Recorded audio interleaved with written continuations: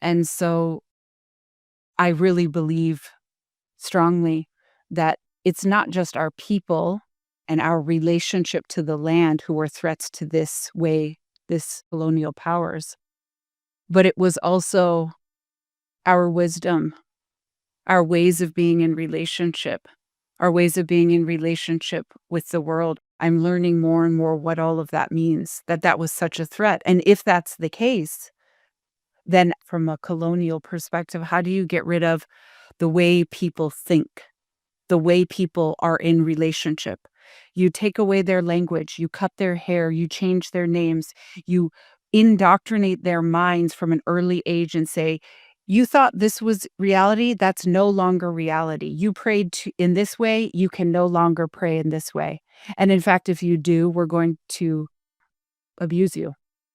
And we take you away from your family unit, your community. We take you away from those circles of kinship.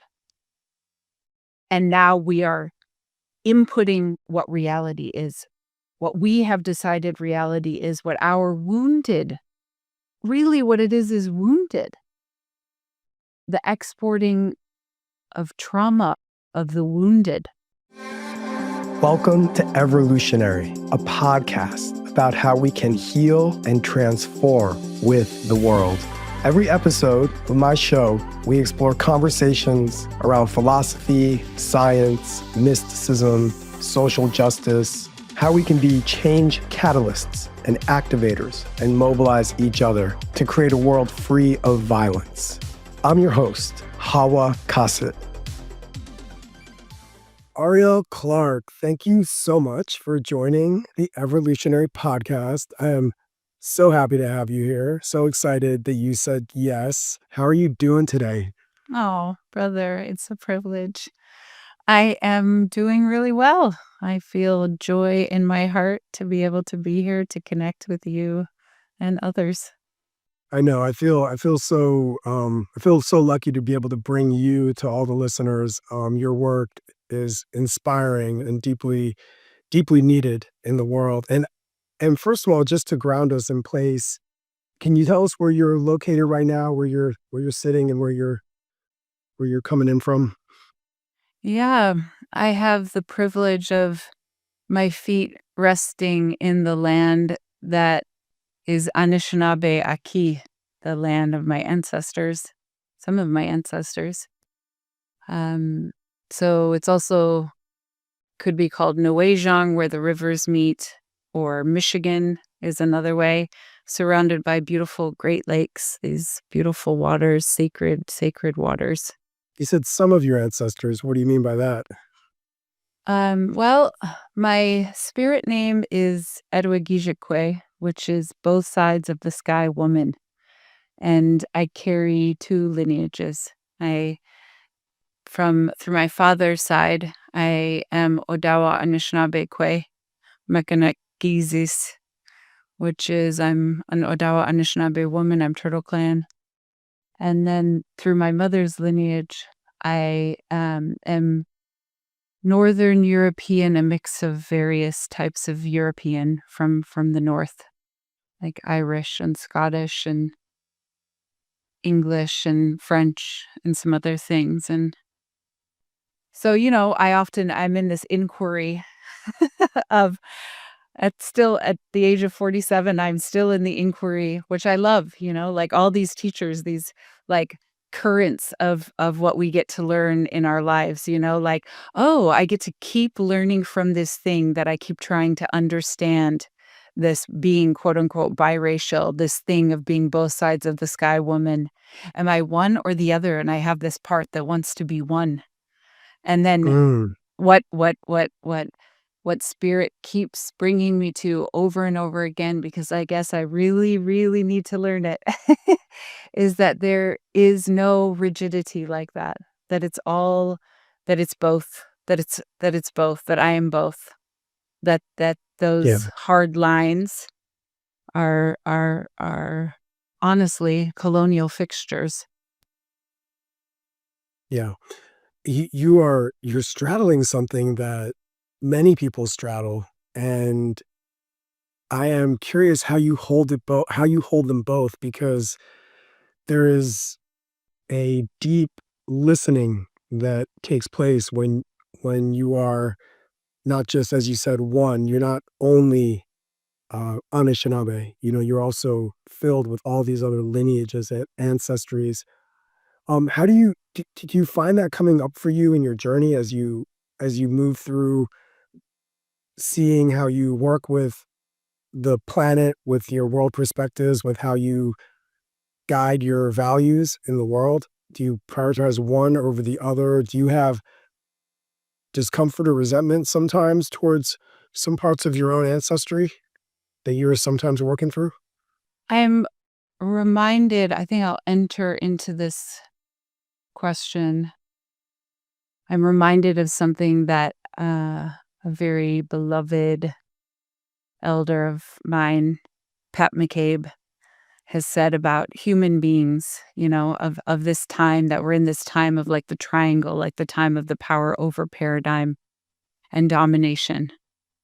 Those are the seas we're swimming in. That's one aspect of our experience now.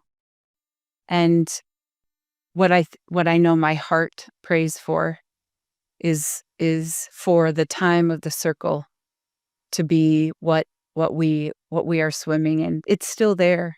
It has never gone away. They can never, whoever they are, because it's also us. We can never take it away. So in that place of the circle, she says the human family sits in their place. All people of the human family sits in their place. And I've been working a lot in the place of that circle, of the circle of peace in my own heart, of the circle of peace with all of my relatives, in particular my human being relatives. Because I think part of it has been a seeing and an experiencing of what the winning and losing and dominating and right and wrong and fault and that culture is bringing us, what that has brought me in my own body, in my own heart, in my own life. So it's over and over again a call for some sort of like radical love and acceptance and here-ness and presence with all the pain of our own, my own shortcomings, Mm, yeah. my own tendernesses. And that's the thing too, over and over again, I see as I keep looking beneath it all, beneath my own places, those places that insist on being right, insist on controlling, that like under that is just these tender parts, these wounded parts. And I guess that's where it's the tenderness, it's the care. That's what it's like that is what I'm interested in. It's what I'm interested in bringing and breathing into more in myself, into breathing into more of like, may it be so in all in all the moments. And then even when I fall short again in that, like bringing that love again and again and again and again somehow, you know? So I guess like that's what I bring myself, is it hard? Yeah, man, it's been hard. Are you kidding? I go to this thing, I'm like, I go to that thing and I'm like, and then, it's why it's nice to have a lot of friends who are like mixed racial or like are also in those edges, Mm. are all also straddling all these different, and where it's allowed, where all of our middleness in between, unnameability, unfixability.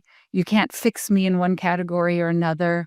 Where like it's remembered that is a song, that is the song, that's actually the song of like everything, because it's just in movement, you know. It's just moving and moving, and it's never one fixed thing. Oh, wow. That was so beautiful. I mean, the way you're lifting up the tenderness, it's the medicine the world needs right now. And so I deeply appreciate your grounding in that.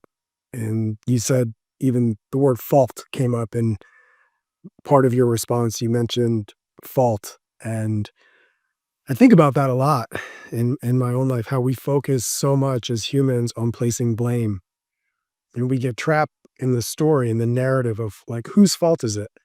Oh, it's your fault. No, it's your fault. And then we move into these like really rigid, opinionated, deeply opinionated positions where we need to be right. And that rightness creates a claim of superiority or domination in terms of the cultural mindset and framework that then we're pushed into believing we have to fall into these separate camps. And you hold that within your blood, which is really powerful because it requires a really deep level of self-reflection that perhaps not all beings that are not mixed race and biracial have the opportunity to hold.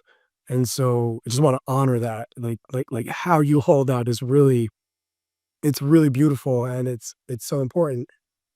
And I know recently, I mean, we go back a little bit. I mean, not so long, but yeah, let's be real. I've known you for a few years.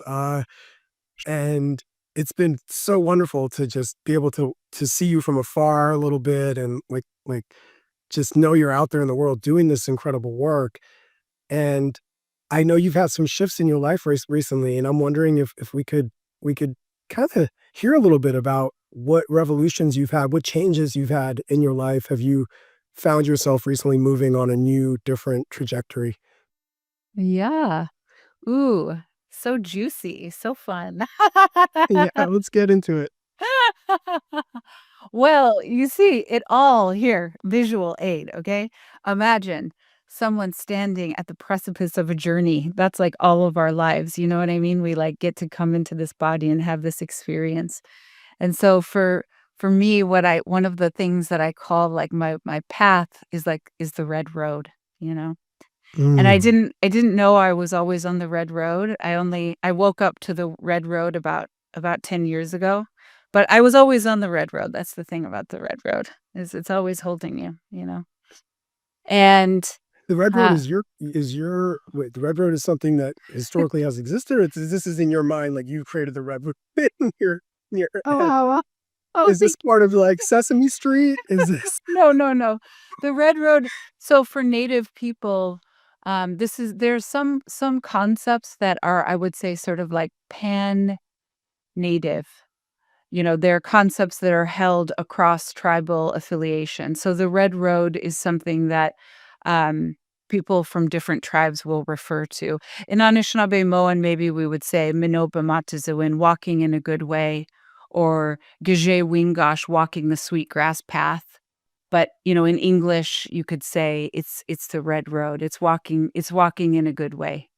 And okay? so yeah, and so the reason I named that red road, and also because I like to be playful and I do have a big imagination, um, is, you know, in terms of these recent shifts in my life. Well, you know, when you're walking the red road and it's like a devotion. It's a devotional walk.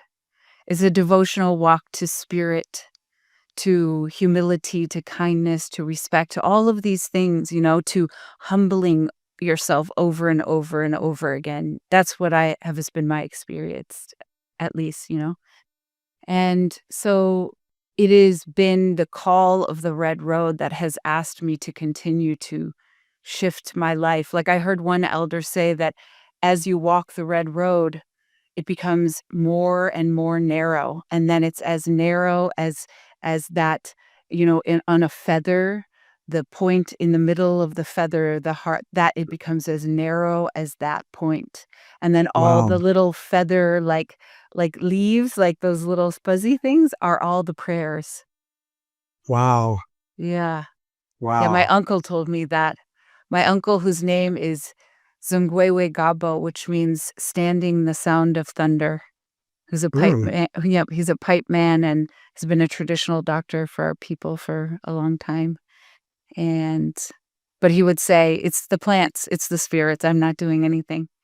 yeah. Anyway, um, and actually, that also that answers the question of how what has where have I been going recently? I mean, I've been going home. Aren't we always going home? In Anishinaabe and the word for what quote unquote dying is going home, you know? And I remember the cover of a Ram Dass book, walking each other home. And it's like we're going home. So in this homecoming, it's brought me literally home back to these lands that I left for 20 years. And it's brought me back into relationship with my family and community that felt so severed because of Mm. so much trauma. I'm like the granddaughter of boarding school survivors and, um, you know, a, a, a people that have very recently had attempted genocide, and are living. I mean, it's a privilege that we are actually living on our ancestral land. So many tribal people Yeah. on Turtle Island are not on their land. They were taken. I remember grandmother Margaret, one of the 13 Indigenous grandmothers who Cheyenne said to me when we walked somewhere, she said, "Well, this is where they took us in Oklahoma. This is where they put us. That's not where they're from." And so I came home to this place to listen to the land, to listen to my uncle, to listen to my family, you know, to listen to the woodpecker outside this morning, Mhm. to listen to those waters. It's like that is to listen to what I'm being asked to listen to in that most true way, that way when your heart is speaking, and it is calling you for the next adventure, for the next Call, unpeeling. call you You know? home. It's calling Yeah, you dude. home. You're like, "Okay, I guess we're You're like, doing this now. this is the Hot red damn." room. I'm coming. Yeah. Walking on a tightrope. You're walking on a tightrope. And for listeners that don't know some of that history, I do know that you left a really robust law practice that you were running in California. You closed up shop and you left Los Angeles and that area to travel back to Michigan, where you've embarked on this journey of coming home and being again with your people, which is really it's really admirable to see how you've decided and chosen this for yourself. You mentioned boarding schools, and if it's okay, I'd like to take a second because not everybody knows the history. Um, I'm wondering if just you could expand a little bit around some of that genocide and specifically around some of the ways that the boarding schools were meant to destroy culture and traditions of Native Mhm. people. Well, for people from different parts of the world, they will probably notice a similarity. We have so whatever it is that occurred in in Europe, that metastasization of whatever that is got exported to 82% of the world, I think, has been colonized, in a certain way, right? They are also never we they cannot colonize us. We cannot be colonized and we can be. There are all these layers or that attempt. Um 82% of the mhm, planet has mhm, experienced some form of colonization. mhm, mhm. Yeah. Yeah, so, this similar the conqueror, what the conqueror does when they land on your shores. It has similar features of other parts of what has happened all over the world and continues to today. I mean, it's the here's our tool belt of warfare and domination, and what are we pulling out here? And so it was, you know, the features on Turtle Island, direct land taken, murder, um, all of these different other aspects. And oh my gosh, the history in this country, if you read federal Indian law, all the laws that were passed to, if you think about it, like coming from 360 degrees, how do we fully repress and dominate and ultimately destroy and make fully invisible, as if this was because what happened, was a bringing over to this place as well as so many other places around this planet of almost this ferocious and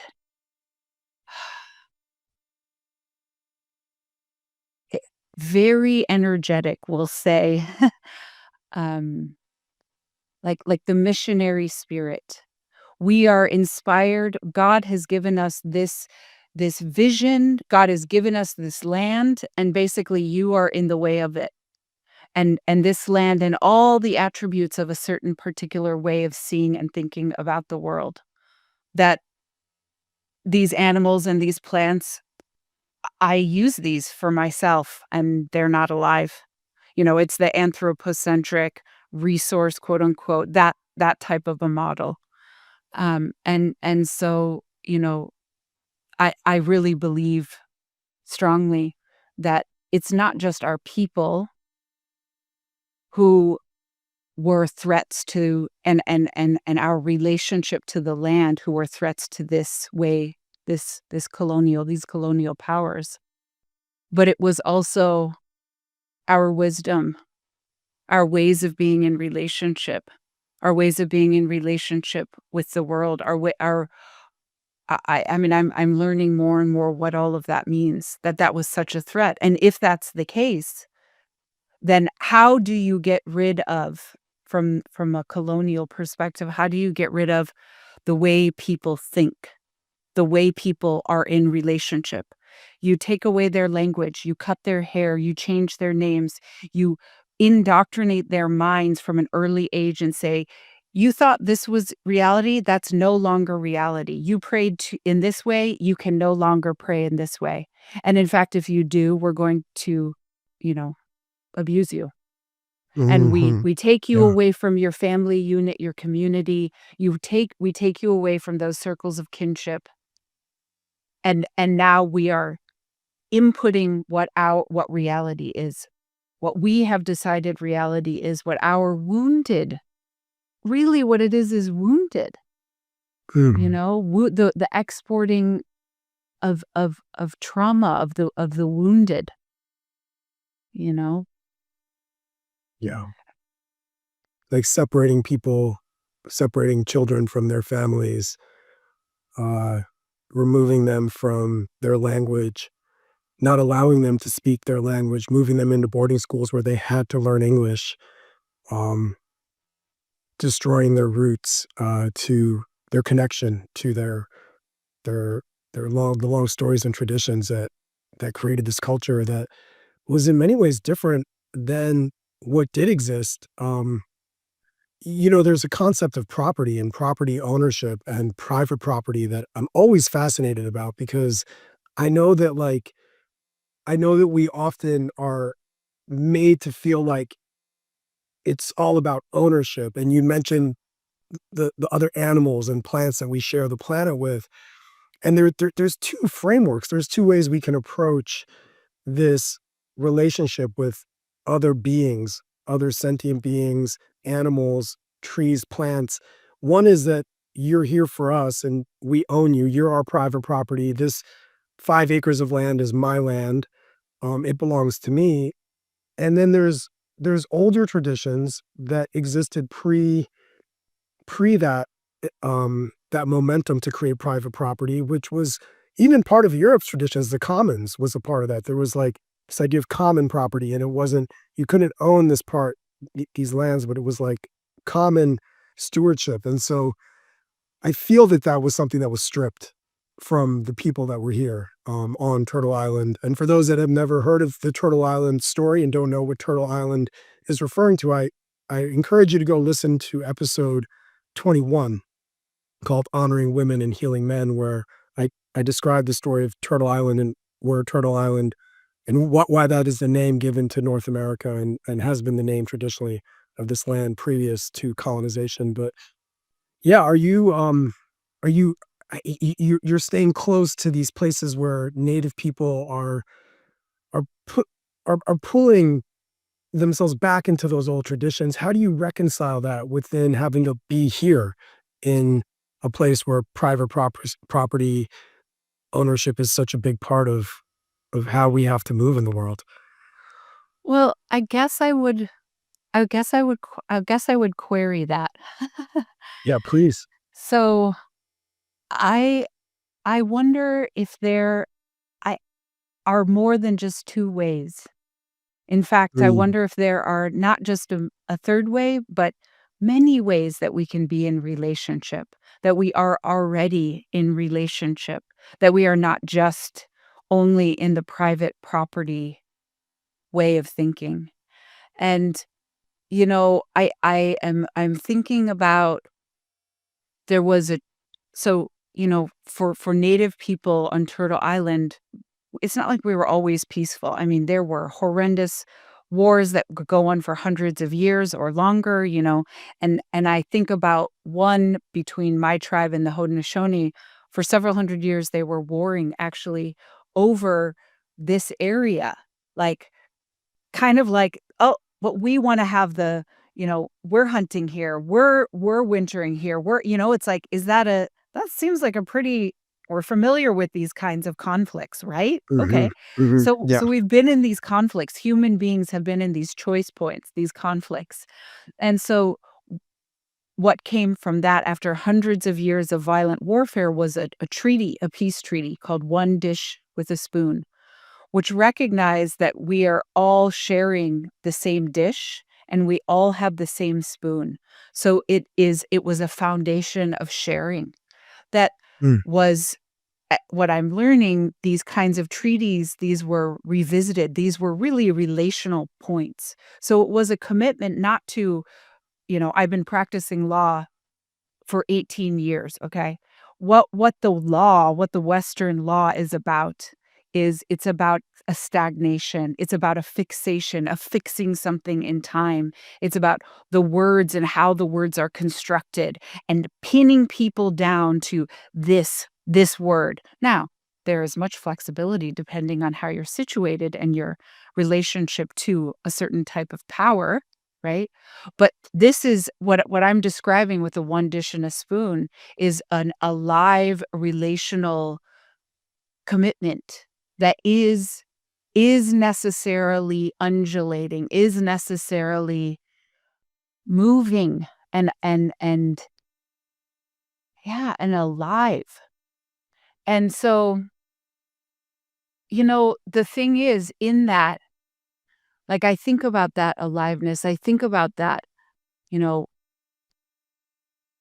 just all that continues to be emerging. Yes, we have private property right now in ways in a lot of places, but many, these different communities that are recentering themselves around land and cultural healing and renewal are playing with those concepts of private property, how we are in relationship with each other, even in a moment, in these moments of what are my skills? Me as a lawyer, I've done this with people I've worked with. Oh, okay.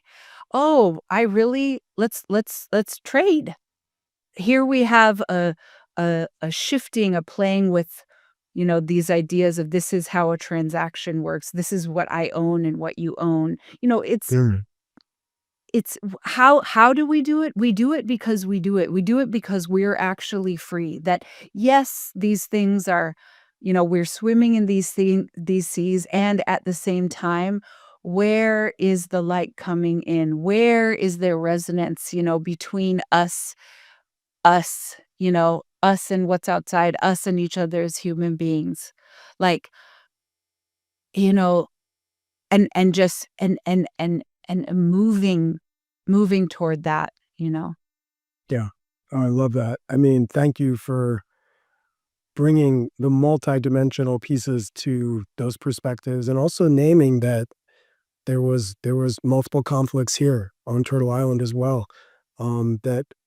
That's all part of the fabric of, I think, the longer human story. Um, your identity is one, as we've described and talked about earlier, one that that bridges many different backgrounds. But as a tribal member of the Grand Traverse Band of Ottawa and Chippewa Indians, um, how does your identity influence your approach to law and advocacy? Because you've been working in the context of legalization and working at the forefront of cannabis, plant medicines, and psychedelics for what, 18 years, 17 years, quite a long time. So how are you informing your work with your identity? How does Mhm. identity drive your work? Well, like with many things, it's an alive inquiry, you know? Um, I can share this.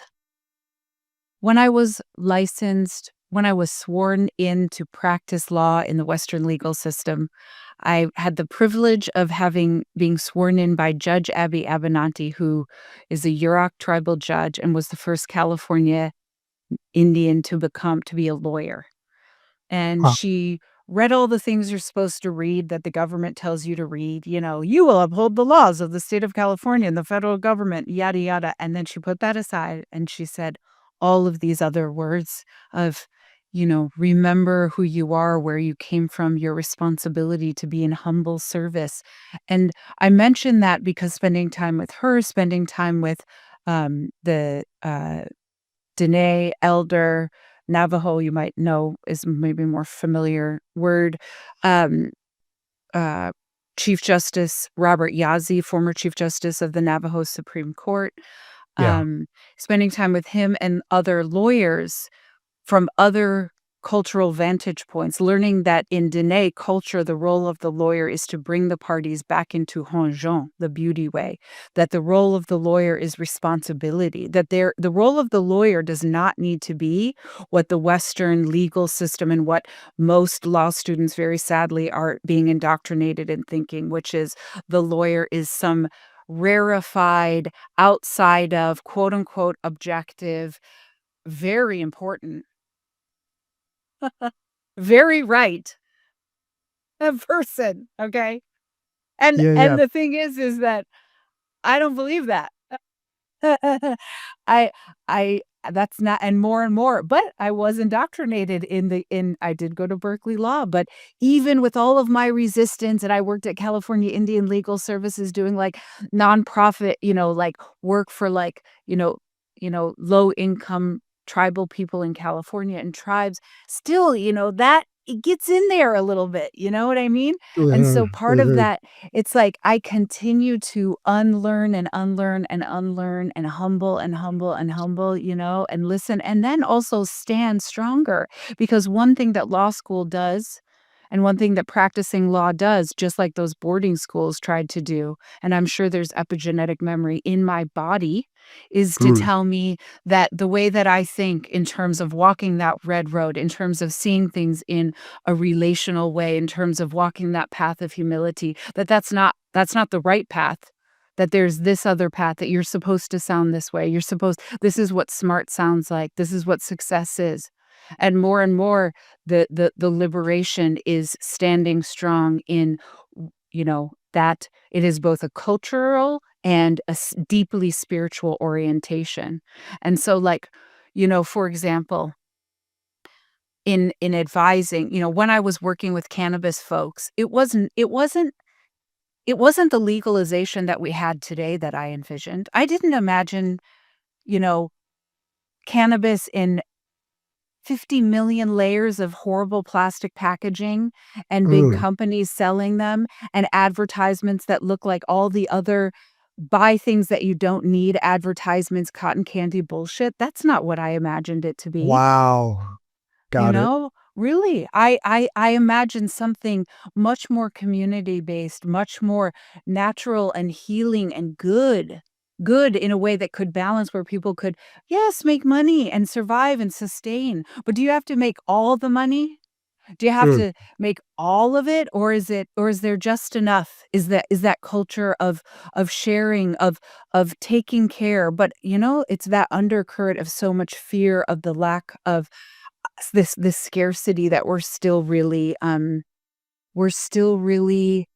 digesting and composting right now in our time as being human beings on Earth.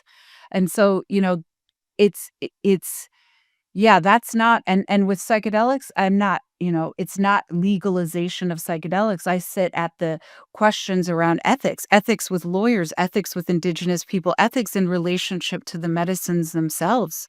These Mm, medicines are beings.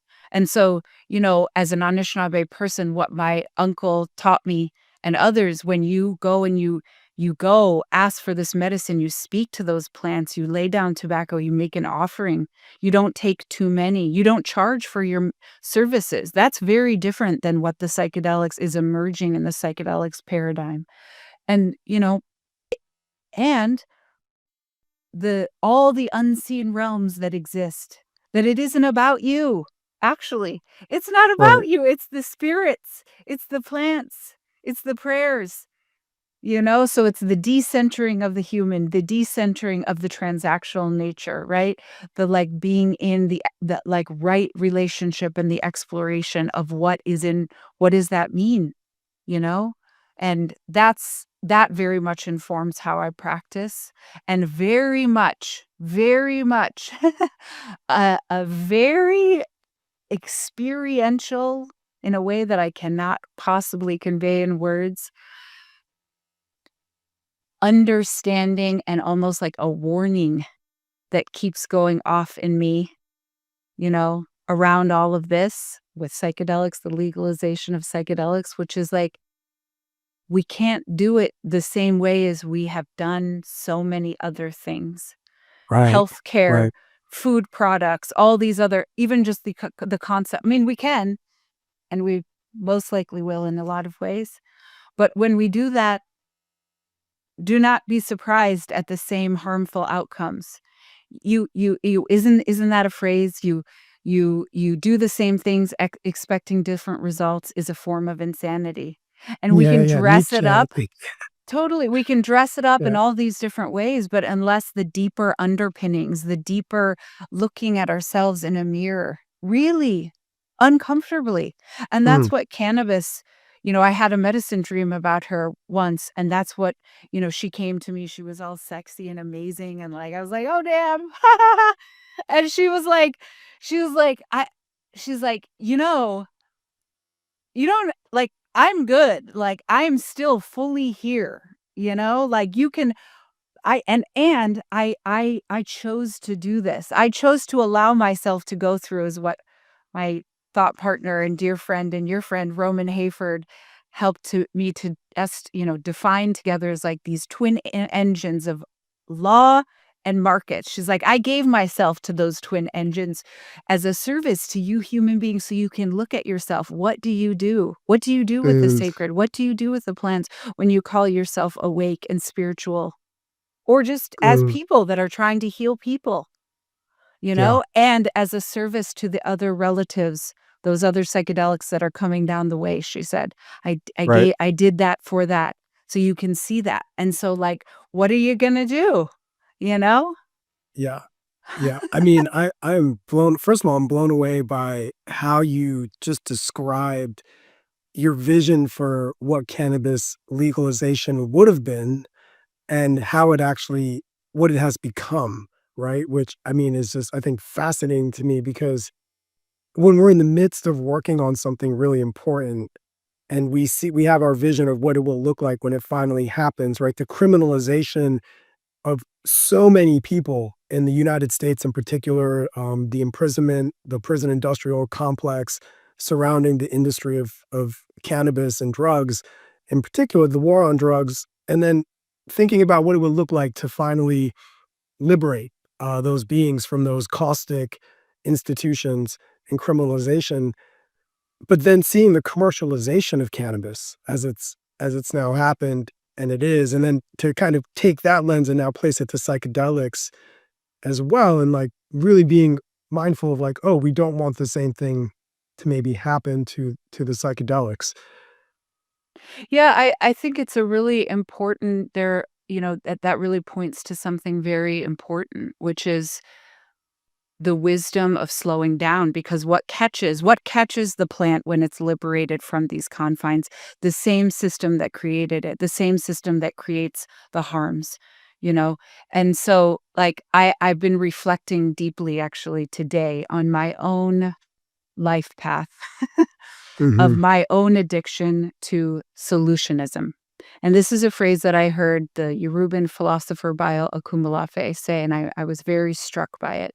You know, the fixing. If I can go to law school, then I will be able to help the planet and people and save my people and all people and fix things and change the laws and fix and we have to get, and just this finding the answer and oh my god, I've run organizations, and how do we approach this thing, the the fixing the fixing, controlling, and then what's underneath all of that is a tremendous fear of being helpless. And so, in all of that, and then seeing when I have done the fixing from that place of almost a desperation and without slowing down, I mean, of course, it's not like it was, I was one of many, and I was really rooting for another thing with the outcome of cannabis, big time. Mm. But, like, did I really see? I couldn't have, and I certainly did not see the strength of the inertia of the status quo in my own mind. Just think about that, like, in your own lives, like, "Okay, how many times have I imagined I wanna do this thing differently?" And I really come from that place in my heart, and I know these things.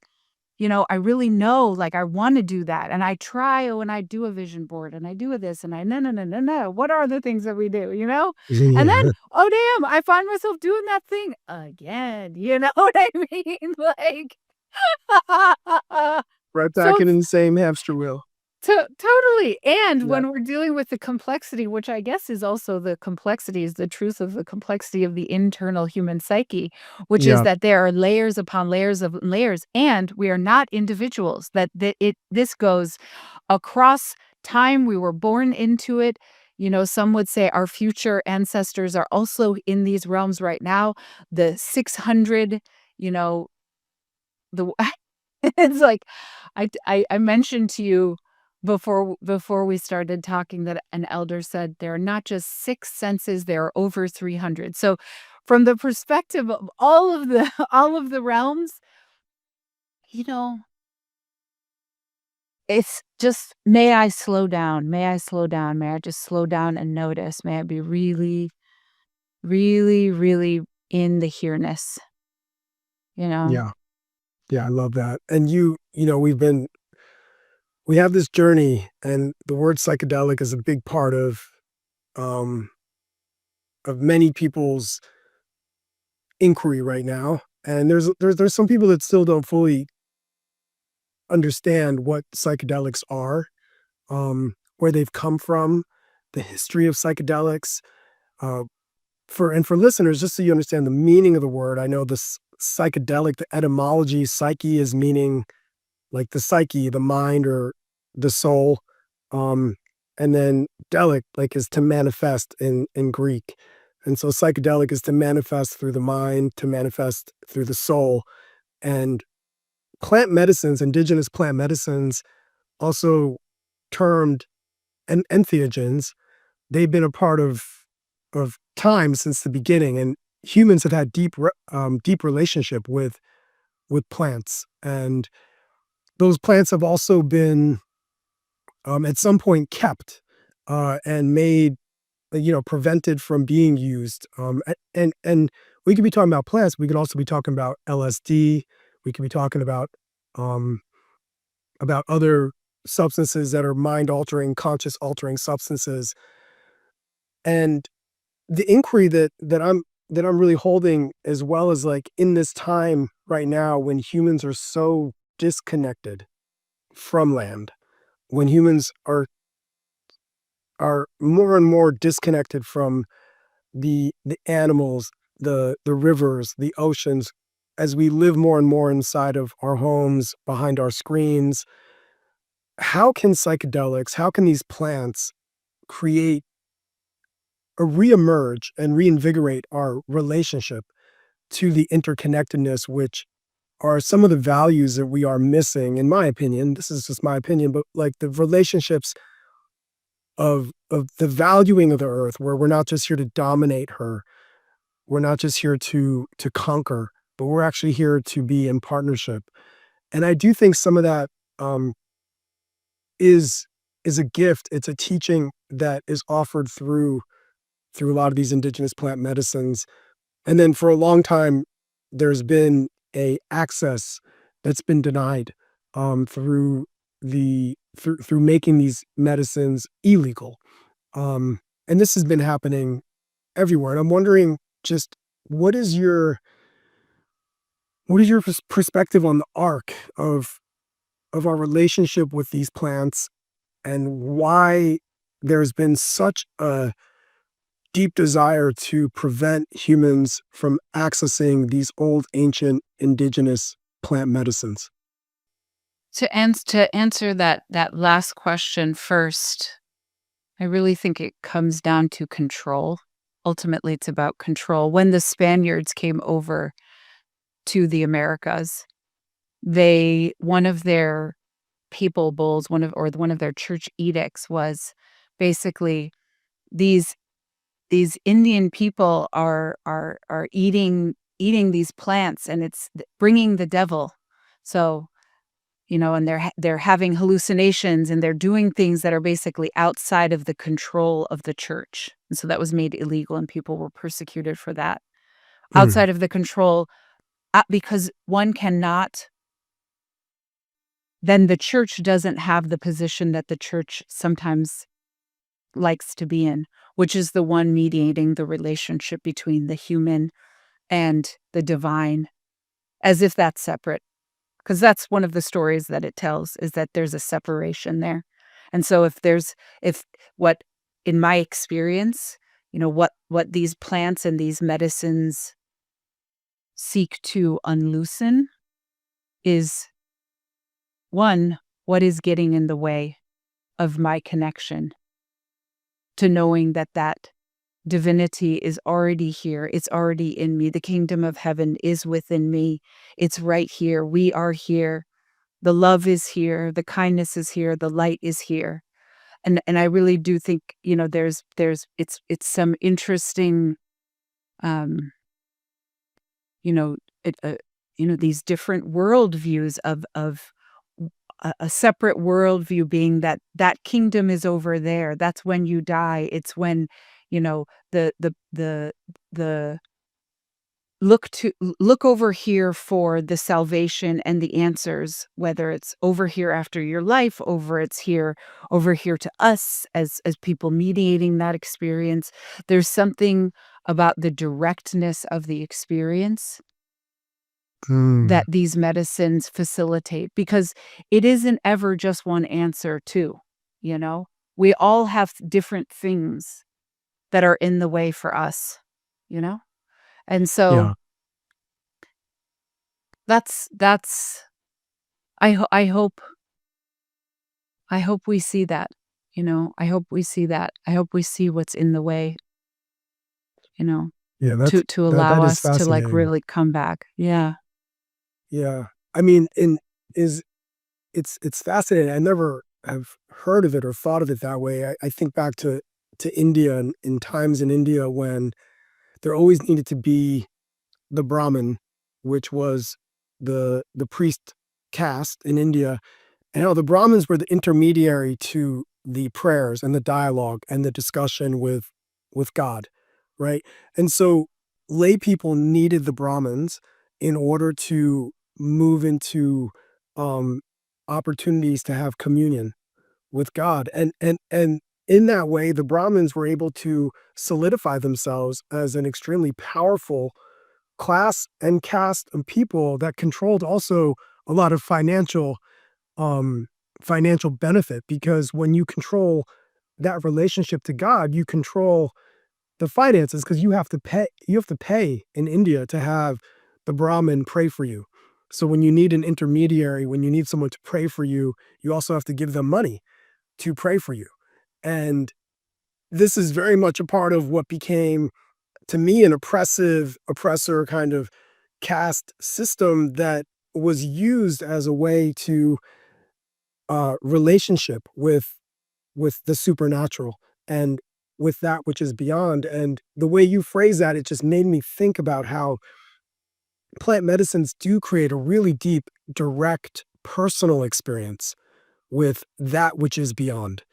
And I want to name, there's a lot of people that are afraid of psychedelics. There's a lot of people that are unsure if psychedelics are something that are meant for them. And that's a beautiful inquiry, and you should move slowly and with tenderness as you decide whether or not these are things you want to work with. But the larger question for me around why has there been such a deep desire to limit access, especially to native people that have been using these plants for thousands of years?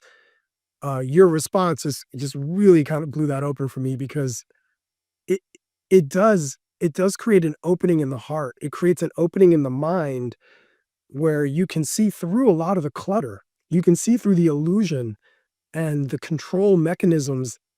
Those domination paradigms begin to dissolve when one works with psychedelics, in my experience and in my opinion. And so I could see why there that could be a reason, one of the reasons, there's probably many, but one of the reasons why there was a desire to wall off people from access to these indigenous plant medicines.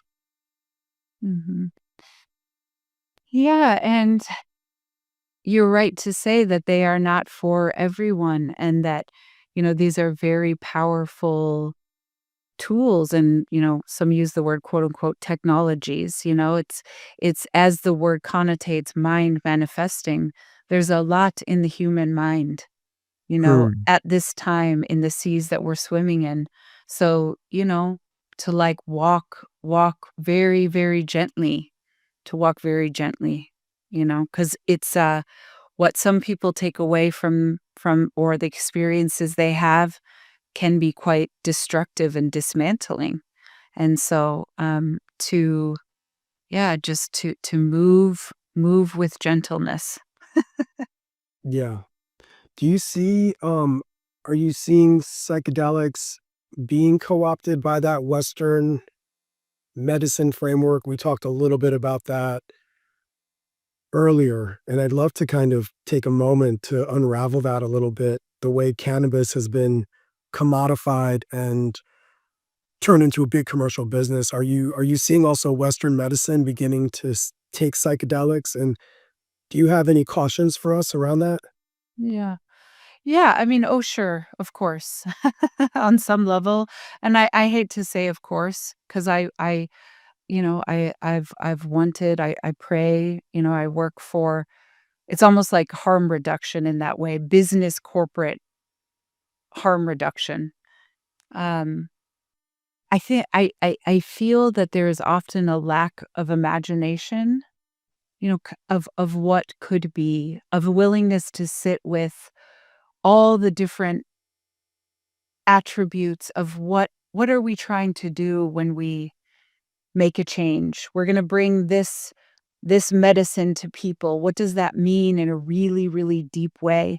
And to not be too abstract, as someone who's run a law firm, worked with many companies and founders and nonprofits over the years, it's the really deep foundational work that even maybe takes a few years of what are our values? How do we wanna structure this? But in a very slow way, because the thing is, like, if what's trying purportedly, if what we're trying to do is help to heal people, then Hmm. let's get really meticulous.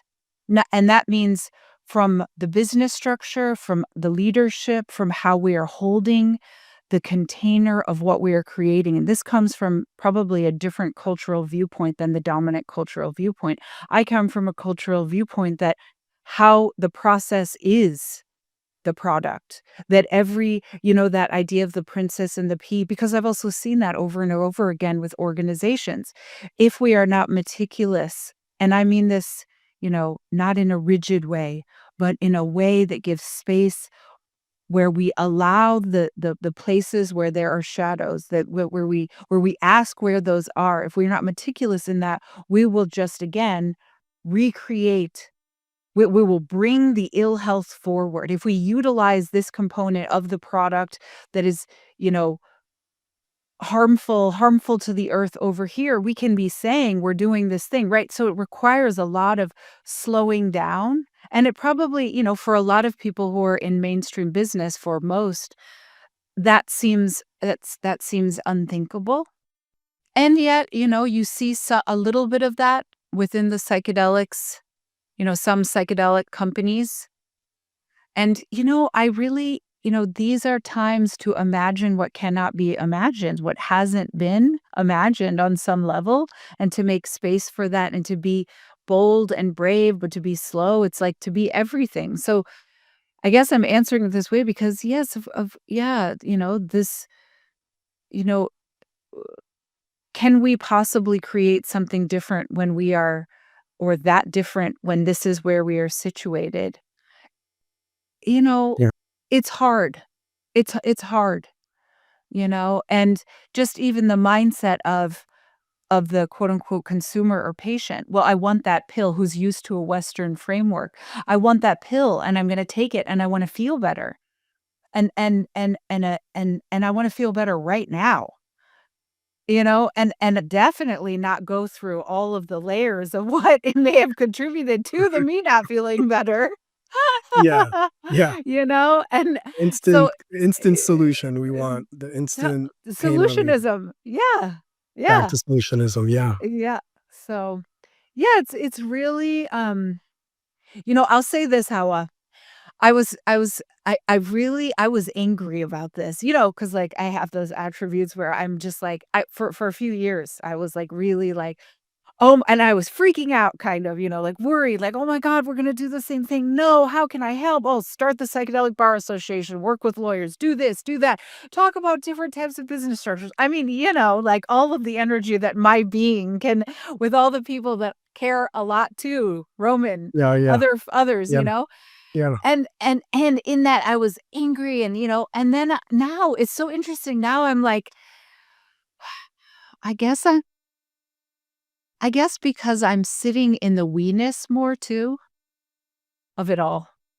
Mm. So it's like, yeah, there is this medicalization because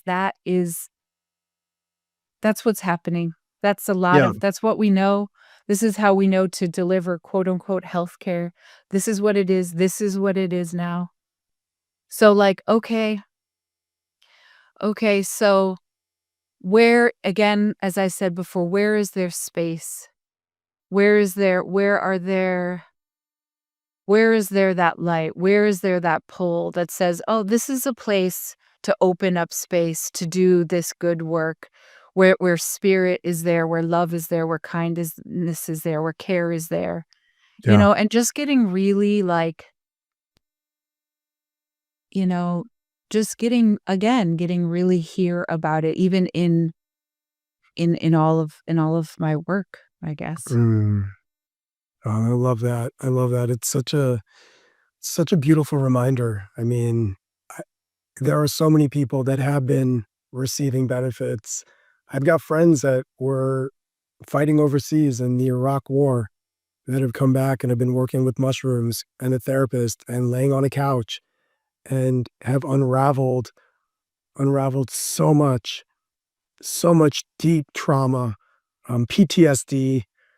Uh, Again, I mean, it's not black and white that, and we have to work with the containers we live in. And so nothing will look like it looked like 1,000 years ago. That would be Mhm, an unrealistic vision for where we are now. So there's a newness in every day. And part of mhm. that newness is seeing how things have to adapt and change and then finding the benefits. And many people are finding great benefits from the work.